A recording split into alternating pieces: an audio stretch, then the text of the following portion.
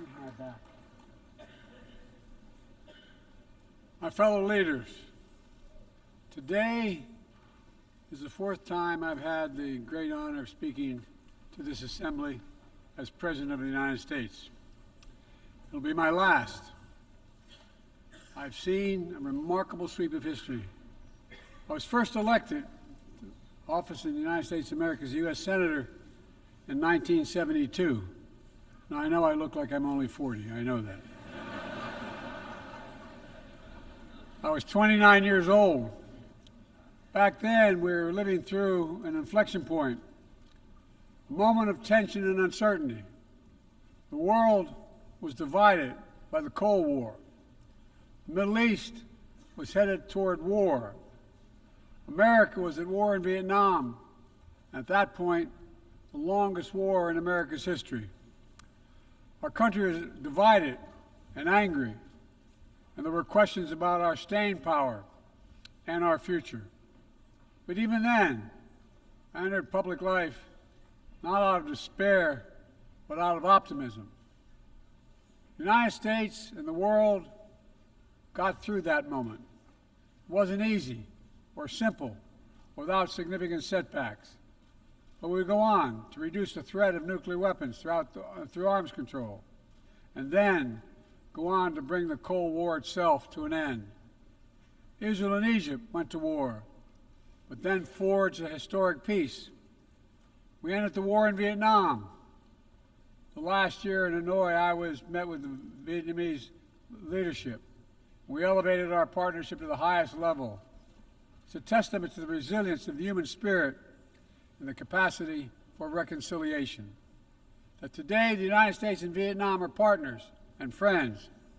And it's proof that even from the horrors of war, there's a way forward. Things can get better. We should never forget that. I've seen that throughout my career. In the 1980s, I spoke out against apartheid in South Africa. And then I watched the racist regime fall. In the 1990s, I worked to hold Milosevic accountable for war crimes. He was held accountable. At home, I wrote and passed the Violence Against Women Act to end the scourge of violence against women and girls, not only in America, but across the world, as many of you have as well. But we have so much more to do, especially against rape and sexual violence as weapons of war and terror. We were attacked on 9/11 by al-Qaeda and Osama bin Laden. We brought him justice. Then I came to the presidency at another moment of crisis and uncertainty. I believed America had to look forward. New challenges, new threats, new opportunities were in front of us. We needed to put ourselves in a position to see the threats, to deal with the challenges, and to seize the opportunities as well. We need to end the era of war that began on 9/11. As Vice President to President Obama, he asked me to work to wind down the military operations in Iraq, and we did, painful as it was. When I came to office as President, Afghanistan had replaced Vietnam as America's longest war. I was determined to end it, and I did. It was a hard decision, but the right decision. 4 American presidents had faced that decision, but I was determined not to leave it to the 5th. It was a decision accompanied by tragedy. 13 brave Americans lost their lives, along with hundreds of Afghans in a suicide bomb. I think those lost lives, I think of them every day. I think of all the 2,461 U.S. military deaths over a long 20 years of that war. 20,744 American servicemen wounded in action. I think of their service, their sacrifice, and their heroism. I know other countries lost their own men and women fighting alongside us. We honor their sacrifices as well. To face the future, I was also determined to rebuild my country's alliances and partnerships to a level not previously seen. We did just that, from traditional treaty alliances to new partnerships like the Quad with the United States, Japan, Australia, and India. I know many look at the world today and see difficulties and react with despair. but I do not. I won't. As leaders, we don't have the luxury. I recognize the challenges from Ukraine to Gaza to Sudan and beyond. War, hunger, terrorism, brutality, record displacement of people, a climate crisis, democracy at risk, strains within our societies, the promise of artificial intelligence and its significant risk. The list goes on. But maybe because all I've seen and all we have done together over the decades, I have hope. I know there is a way forward. In 1919, the Irish poet William Butler Yeats described a world, and I quote, where things fall apart, the center cannot hold, mere anarchy is loosed upon the world, end of quote. Some may say those words describe the world not just in 1919, but in 2024. But I see a critical distinction. In our time, the center has held. Leaders and people from every region and across the political spectrum have stood together, turned the page. We turned the page in the worst pandemic in a century. We made sure COVID no longer controls our lives. We defended the UN Charter and ensured the survival of Ukraine as a free nation. My country made the largest investment in climate, clean energy, ever anywhere in history. There will always be forces that pull our countries apart and the world apart. Aggression, extremism, chaos, and cynicism. A desire to retreat from the world and go it alone. Our task, our test, is to make sure that the forces holding us together are stronger than those who are pulling us apart. That the principles of partnership that we came here each year to uphold can withstand the challenges. That the center holds once again. My fellow leaders, I truly believe we're at another inflection point in world history. For the choices we make today will determine our future for decades to come. Will we stand behind the principles that unite us? Will we stand firm against aggression? Will we end the conflicts that are raging today? Will we take on global challenges like climate change, hunger, and disease? Will we plan now for the opportunities and risk of a revolutionary new technologies? I want to talk today about each of these decisions and the actions, in my view, we must take. To start, each of us in this body has made a commitment to the principles of the UN Charter to stand up against aggression. When Russia invaded Ukraine, we could have stood by and merely protested. But Vice President Harris and I understood that that was an assault on everything this institution was supposed to stand for.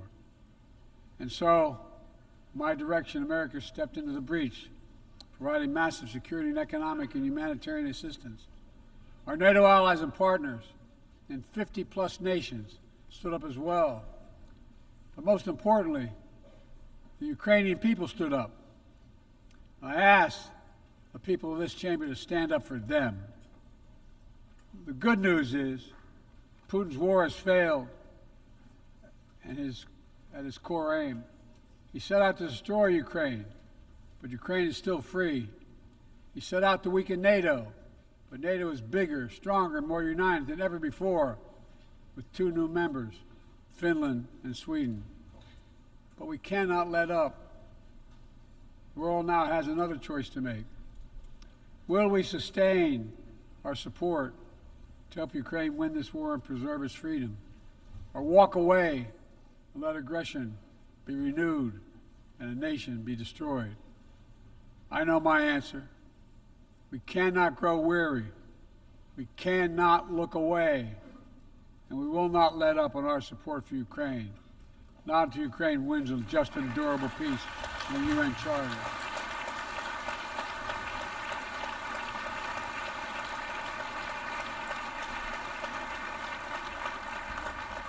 We also need to uphold our principles as we seek to responsibly manage the competition with China so it does not veer into conflict. We stand ready to cooperate on urgent challenges for the good of our people and the people everywhere. We recently resumed cooperation with China to stop the flow of deadly synthetic narcotics. I appreciate the collaboration. It matters for the people of my country and many others around the world. On matters of conviction, the United States is unabashed, pushing back against unfair economic competition, against military coercion of other nations in the South China Sea, and maintaining peace and stability across the Taiwan Straits, and protecting our most advanced technologies so they cannot be used against us or any of our partners. At the same time, we're going to continue to strengthen our network of alliances and partnerships across the Indo-Pacific. These partnerships are not against any nation. They're building blocks for a free, open, secure, and peaceful Indo-Pacific. We're also working to bring greater measure of peace and stability to the Middle East. The world must not flinch from the horrors of October 7th. Any country would have the right and responsibility to ensure that such an attack can never happen again. Thousands of armed Hamas terrorists invaded a sovereign state, slaughtering and massacring more than 1,200 people, including 46 Americans, in their homes and at a music festival. Despicable acts of sexual violence, 250 innocents taken hostage. I've met with the families of those hostages. I've grieved with them.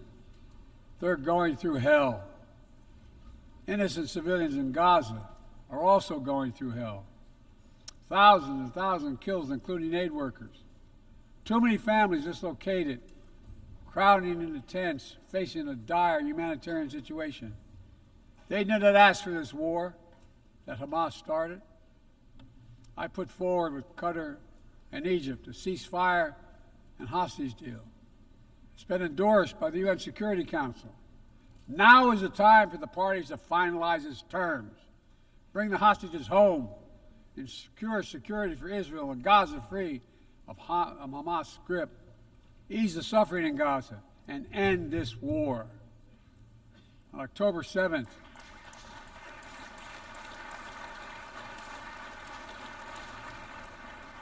since October 7th, we've also been determined to prevent a wider war that engulfs the entire region. Hezbollah, unprovoked, during the October 7th attack, launching rockets into Israel. Almost a year later, too many on each side of the Israeli-Lebanon border remain displaced. Full-scale war is not in anyone's interest. Even if the situation has escalated, a diplomatic solution is still possible. In fact, it remains the only path to lasting security to allow the residents from both countries to return to their homes and the border safely.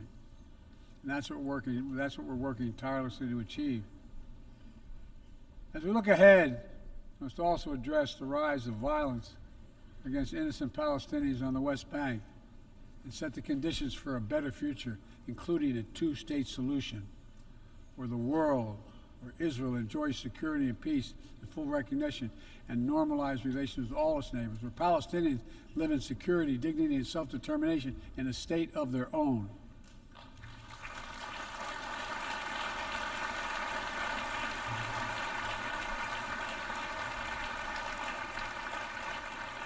Progress toward peace will put us in a stronger position to deal with the ongoing threat posed by Iran. Together we must deny oxygen to its terrorist proxies, which have called for more October 7th and ensure that Iran will never, ever obtain a nuclear weapon. Gaza is not the only conflict that deserves our outrage. In Sudan, a bloody civil war unleashed one of the world's worst humanitarian crises. 8 million on the brink of famine. Hundreds of thousands already there. Atrocities in Darfur and elsewhere. The United States has led the world in providing humanitarian aid to Sudan. And with our partners, we've led diplomatic talks to try to silence the guns and avert a wider famine. The world needs to stop arming the generals, to speak with one voice and tell them, stop tearing your country apart, stop blocking aid to the Sudanese people, end this war now.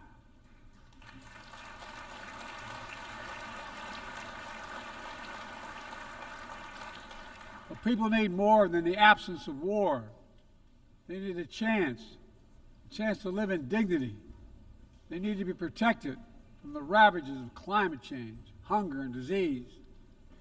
Our administration has invested over $150 billion to make progress in other sustainable development goals. It includes $20 billion for food security, over $50 billion for global health. We've mobilized billions more in private sector investment. We've taken the most ambitious climate action in history. We've moved to rejoin the Paris Agreement on day one. And today, my country is finally on track to cut emissions in half by 2030. On track to honor my pledge to quadruple climate financing to developing nations with $11 billion thus far this year. We've rejoined the World Health Organization, donating nearly 700 million doses of COVID vaccine to 117 countries. We must now move quickly to face Mpox outbreak in Africa. We're prepared to commit $500 million to help African countries prevent and respond to Mpox and to donate 1 million doses of Mpox vaccine now.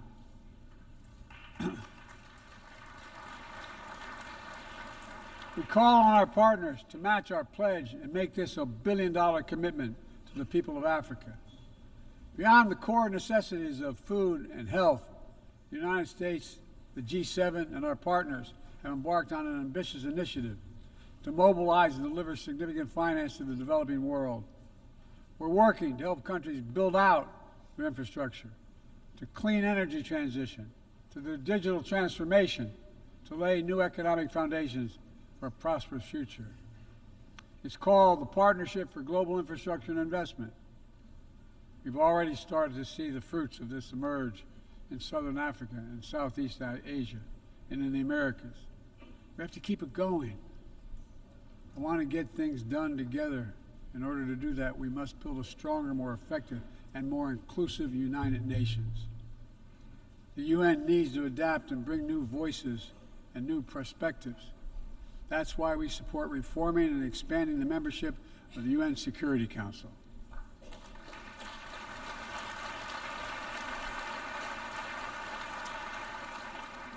My UN ambassador just laid out our detailed vision to reflect today's world, not yesterday's. It's time to move forward. The Security Council, like the UN itself, needs to go back to the job of making peace, of brokering deals to end wars and suffering. And to stop the spread of the most dangerous weapons, of stabilizing troubled regions in East Africa, from East Africa to Haiti, to Kenya-led mission that's working alongside the Haitian people to turn the tide. We also have a responsibility to prepare our citizens for the future. We'll see more technological change, I argue, in the next 2 to 10 years than we have in the last 50 years.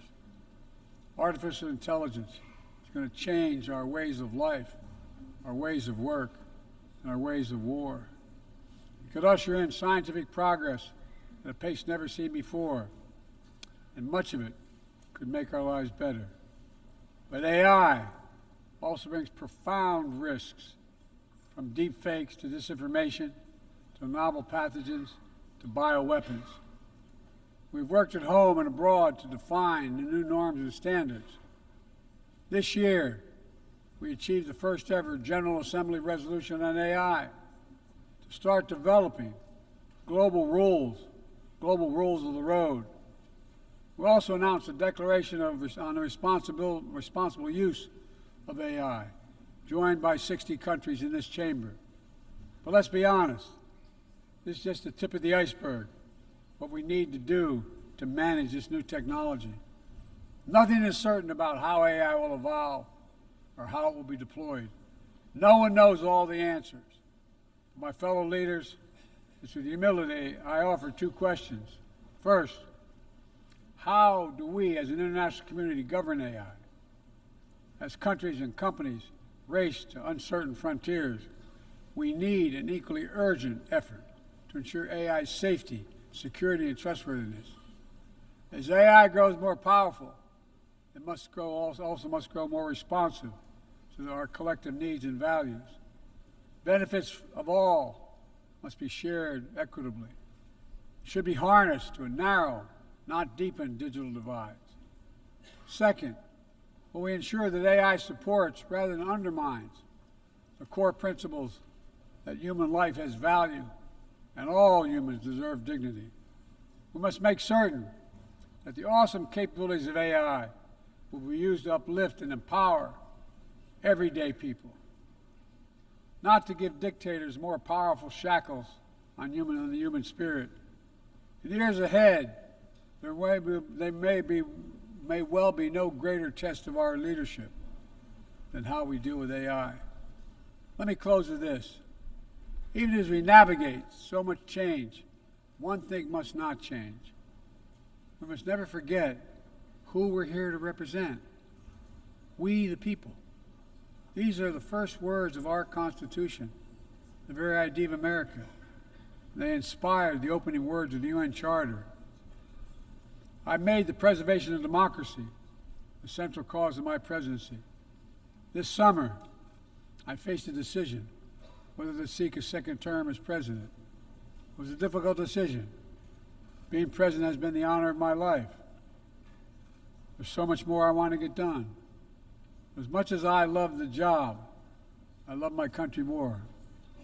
I decided after 50 years of public service, it's time for a new generation of leadership to take my nation forward. My fellow leaders, let us never forget, some things are more important than staying in power. It's your people.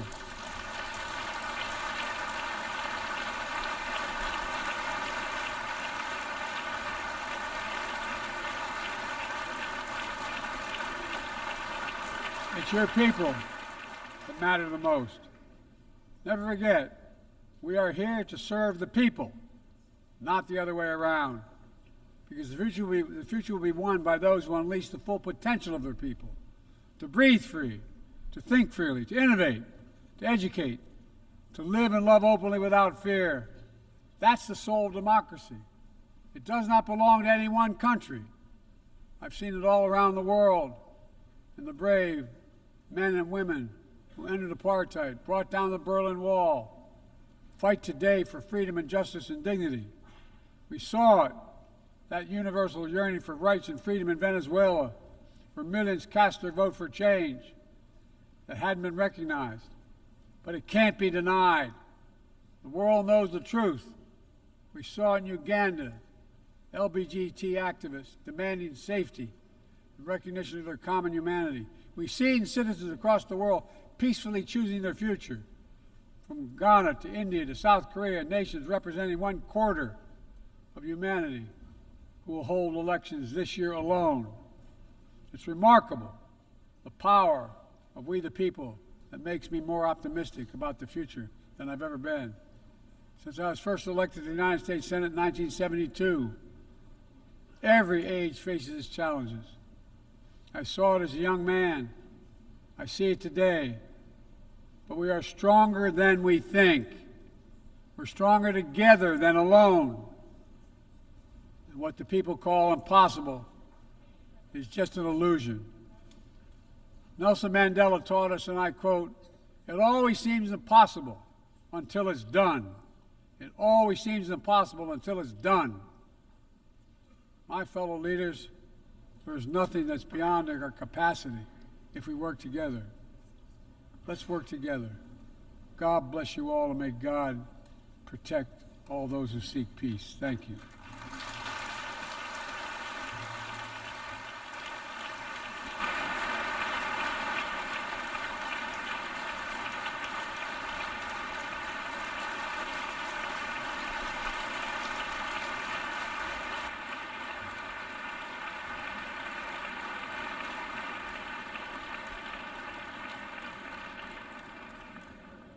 On behalf of the Assembly, I wish to thank the President of the United States of America. May I request representatives to remain seated while we suspend the meeting for 5 minutes before resuming to hear the next speaker.